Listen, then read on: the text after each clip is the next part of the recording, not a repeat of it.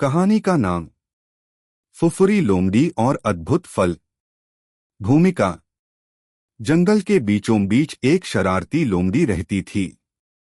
सब उसे फुफुरी लोमड़ी कहते थे क्योंकि उसकी चालाकी और हाजिर जवाबी पूरे जंगल में मशहूर थी।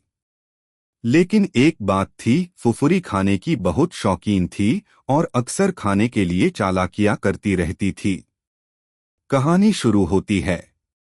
एक दिन फुफुरी जंगल में घूम रही थी कि उसकी नजर एक बड़े पेड़ पर पड़ी। उस पेड़ पर लाल लाल चमकते हुए अद्भुत फल लगे थे। फल ऐसे लग रहे थे जैसे उनमें जादू हो। फुफुरी ने सोचा, वाह, ये तो बहुत स्वादिष्ट लग रहे हैं, लेकिन इतने ऊंचे हैं, मैं इन्हें कैसे तोड़ूं?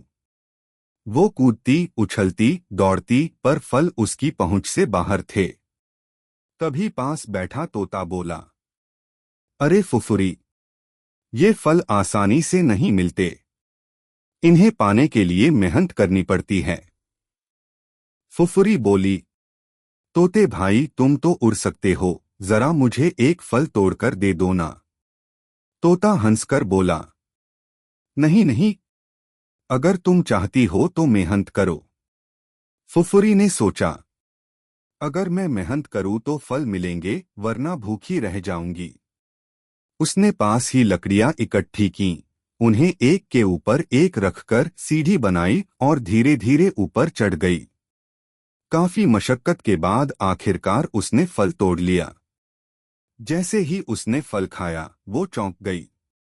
फल जादुई था, खाने से उसमें ताकत और तेजी आ गई। अब वो जंगल में और भी तेज भाग सकती थी। सीख। फुफुरी को समझ आ गया कि बिना मेहनत किए कुछ भी हासिल नहीं होता। उस दिन के बाद उसने चालाकी करना छोड़ दिया और मेहनत से खाना जुटाने लगी। यह कहानी बच्चों को हंसाती भी है और सिखाती भी कि मेहनत से ही सफलता मिलती है।